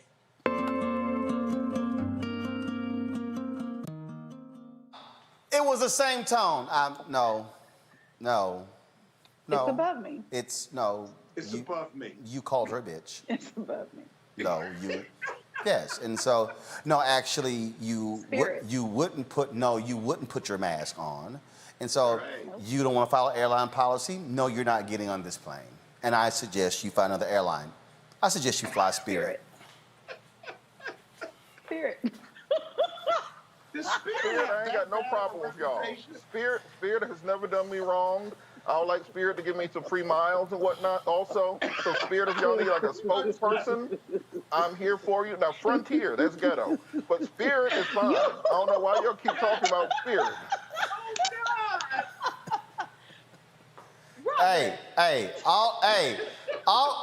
just had, to all of the airline personnel, that's exactly how you respond. No, you're not getting on this plane. Nope, you call her a bitch. No, see, you tried that lie once. Now you try, my man, I don't even know what airline he worked for. I don't know my man's name. I know he didn't work for Spirit. Y'all need to give that man a raise for what he just did in dealing with her ignorant ass. See, all these people, they running around here, they don't want to put masks on, they ain't trying to take a vaccine. I'm telling you, the only way that video could have been better if they shot it right, which was horizontal, but they shot it vertical. So just do me a favor, please always shoot videos horizontal, so therefore it fills the whole screen. So we now have the black bars on each side. See, you got the black bars on each side when you shoot vertical. Go horizontal versus vertical. So I just had to play that one. That was absolutely fantastic. All right, folks. We lost a couple of great brothers. Sam Bell-Navis, a motorsports pioneer and leader in NASCAR diversity efforts, passed away at the age of 81. Bell-Navis was a trailblazer as a black general manager and team owner in NASCAR. He introduced the National Guard as a sponsor of his team, Bell Kart Racing. His hard work and efforts led to NASCAR's Drive for Diversity program and the Bell-Navis Collective, NASCAR's Black Employee Resource Group, named in his honor. On Sunday, NASCAR held a moment of silence at a race in New Hampshire to recognize Bell-Navis's impact on the sport. Sam Bell-Navis passed away at the age of, 81. Then, of course, we got, the sad news today. The sad news that this is, go ahead and show them in memoriam, please, of Sam Bell-Navis. Again, just a major figure at the age of 81. Then we got the sad news today. Former NBA player and the first male Episcopal supervisor, Dr. Stan McKenzie, has passed away. Many of you also know his wife, Bishop Vashti McKenzie, the first woman bishop in the African Methodist Episcopal Church. She announced her husband's death earlier today. McKenzie was drafted in 1966 by the Baltimore Bullets in 1967 and culminated with, he also played for the Houston Rockets in 1974. He studied international law at the University of Perugia in Italy. And of course, his varied collection of awards includes the Jesse Owens Lifetime Achievement Award from our fraternity, Alpha Phi Alpha Fraternity Incorporated. Stan McKenzie passed away at the age of 76. It was just last week that Bishop McKenzie and Dr. McKenzie retired from their work with the AME. And so Stan had been ill for the past couple of months, and so it was a surprise and shock to all. So certainly our prayers go out to Bishop Vashti McKenzie as well as the AME family on the loss of Dr. Stanley McKenzie, a great Alpha man. Folks, that is it for us. We certainly appreciate all of you being with us. Robert, Monique, and Scott, thank you very much for being on today's panel, folks. If y'all want to support what we do, there's some great things that we do here at Roland Martin Unfiltered with the coverage that we do. Again, being at today's news conference today, Congressional Black Caucus. Tomorrow we're going to be covering the action taking place here on Capitol Hill, protesting for voting rights. And don't forget, folks, we're going to be in Texas beginning on Tuesday. And in fact, we're also going to be at Howard University on Tuesday for a short film dealing with COVID. And we're going to actually be, I'm going to be on the panel, I'm going to be streaming that as well. And so this is the kind of stuff that we're doing here at Roland Martin Unfiltered. Henry, you go to that wider shot. And so I just want to show y'all, so we're putting together something amazing here. We're building out the studio. I can't wait to show. Now stop right there. I don't want you to show no more. I don't want to show no more. When y'all, trust me, when y'all, this ain't even, let me just, y'all saw the control room. You showed us the control room. You can take that shot. You see this here. Y'all, this ain't even 25% of what this space is going to look like and what we are about to do. Y'all, I'm telling y'all, I cannot wait. I cannot wait to let y'all know what we have got planned. We've got some amazing stuff that we got planned. I'm telling you, it's gonna blow y'all away. It's gonna blow you away, but your support is critical. You are our fans. Y'all have been helping us, supporting us, standing with us, and we appreciate all of that. And so we want y'all to support us by joining our Bring the Funk fan club, where every dollar you give goes to support this show and what we do. Y'all see on our set, these are the pieces, our pieces that were done by artist Leroy Campbell. Leroy's in Mexico right now celebrating his 65th birthday. But this is just the beginning. That's all I'm gonna say. So please support our Bring the Funk fan club. Our goal is to get 20,000 of our fans contributing at least $50 each. Some people have given more, some people have given less. We appreciate every single dollar. You can join our Bring the Funk fan club via Cash App, which is $RM Unfiltered, PayPal.me/R Martin Unfiltered, Venmo.com is RM Unfiltered, Zelle is Roland at RolandSMartin.com. And some of y'all are probably saying, man, hold up, he get to walk around, all that sort of stuff. And so absolutely. And so as I told y'all, Henry, did we change the camera? Did we change it? Go ahead. So we're in the, go ahead and turn around. So this is the control. We did y'all the shot earlier, the control room. We got some great stuff. I'm telling y'all, it's gonna blow y'all away. The great stuff we got planned. And so support us in what you can. If you give on YouTube, remember, we only get 55 cents on every dollar. So if you give us the direct, we get all the money. And so that's it for us. Robert, Scott, Monique, thanks a bunch. I'm going to shut us down. We're in the control room. I'm going to see y'all tomorrow right here on Roland Martin Unfiltered.